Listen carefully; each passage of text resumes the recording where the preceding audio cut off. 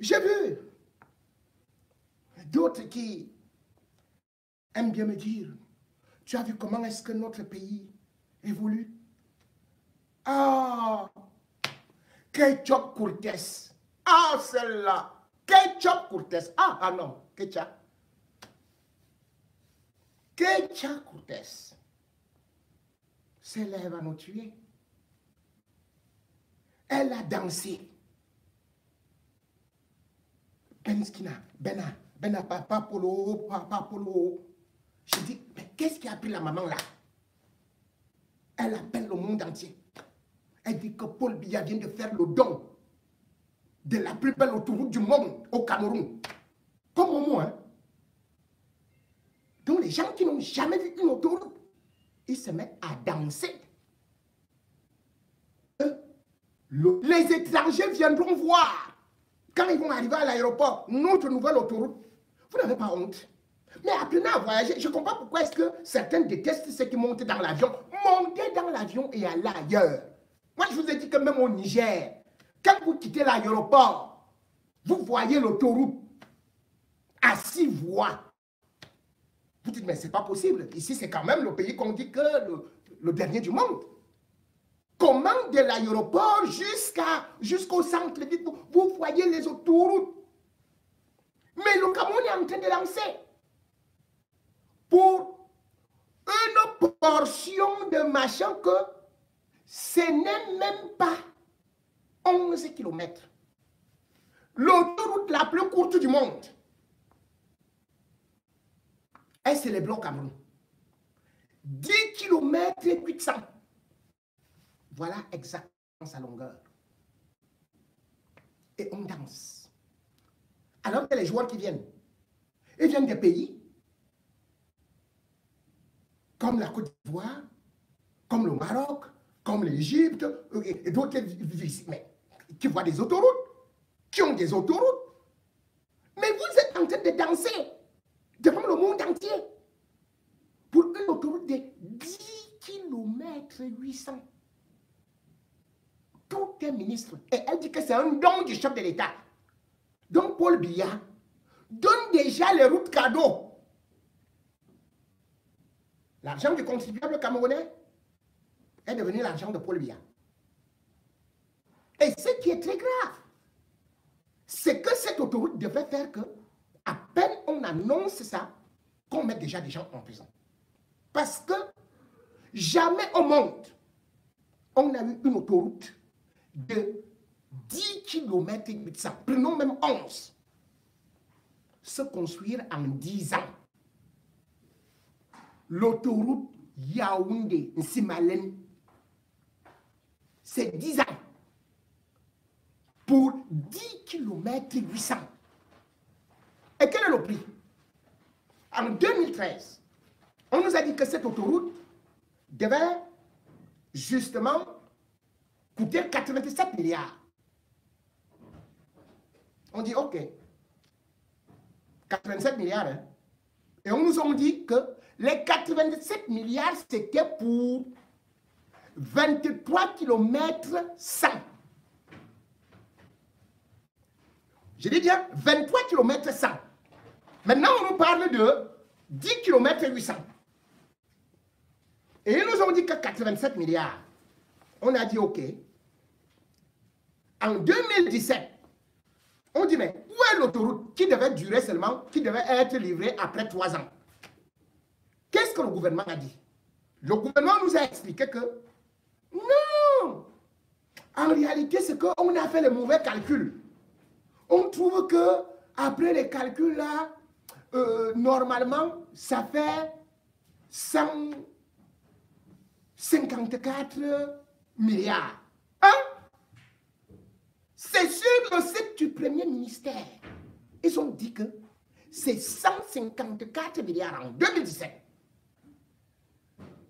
En 2020, boum, ils changent. Ils mettent que la même autoroute est déjà 276 milliards. 276 milliards en 2020.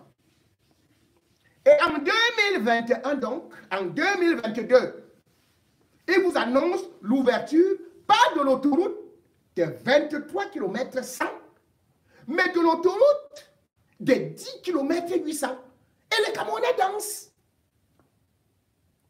Sur cette autoroute, je devrais vous préciser, au niveau de la poste centrale, il devrait avoir un échangeur. La bouche d'échangeur, c'est où? Vous l'avez vu. On va recommencer après la canne avec un autre marché qui va encore dépasser 500 milliards. Mais ce n'est pas la sorcellerie, ça. Vous vous rendez compte? Au Cameroun, Nganou Toumessi, le ministre des Travaux publics, nous jure que c'est le kilomètre de route le plus meilleur du monde, le plus fantastique, le plus accompli. Et il dit que ça ne coûte que 3 milliards 400 millions. Le kilomètre. Le kilomètre de route bitumée. Mais en Côte d'Ivoire, le kilomètre de route bitumée coûte 1 milliard 650 millions. On est en train de danser au Cameroun pour une autoroute de 10 km. Je comprends pourquoi les Ivoiriens se moquent de nous. Je comprends pourquoi les Ivoiriens se moquent de nous. En 10 ans de pouvoir, est-ce qu'on a vu le nombre d'échangeurs que Ouattara a fait? Le nombre d'autoroutes qu'il a eu à construire? Et là, il est en train de rigoler de Biya. Pendant que Biya annonce que il va faire quoi là, que Yaoundé Douala, la route, l'autoroute Yaoundé Douala, qui ne sera jamais achevée. Vous savez ce que Ouattara a annoncé? Ouattara qui a déjà construit les échangeurs que vous-même vous connaissez à Abidjan ou à Makori, vous connaissez, annonce la construction de 8 échangeurs. Citez-moi, il y a combien d'échangeurs au Cameroun? Rien qu'à Abidjan, il a annoncé 8 en 2022. 8 échangeurs. Et qu'est-ce qu'il dit? Sur les 8 échangeurs, ils seront livrés en 30 mois. 30 mois pour construire un échangeur.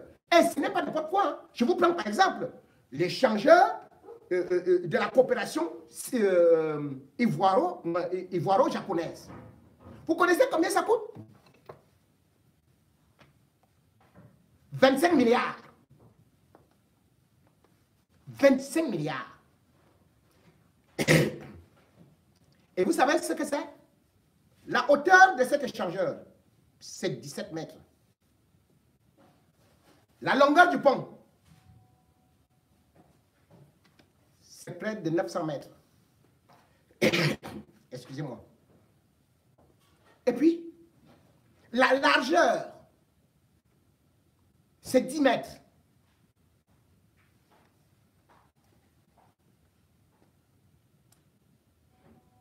Regardez le nombre d'échangeurs. Rien qu'à Abidjan. Et on vous dit qu'en 40 ans, il y en a presque rien construit. À Yaoundé. Et il y a un truc qu'ils appellent là-bas échangeur simplifié. L'autre, sans garde-fou là, boum. Et qu'est-ce que Ouattara a annoncé? Il a annoncé que il va bitumer. Ouvrez bien les oreilles. En 2022, 2000 km de route. Je vous fais comprendre que Yaoundé Douala, c'est 244 km hein, que Paul Biya ne parvient pas à bitumer. Depuis 15 ans. Depuis 15 ans, Paul Biya n'a pas réussi à bitumer Yaoundé Douala. Ouattara dit en 2022, c'est 2000 km. Et au-delà de ça, il ajoute encore 1100 km pour la réflexion des routes qui ont déjà été bitumées, mais qui sont un peu gâtées.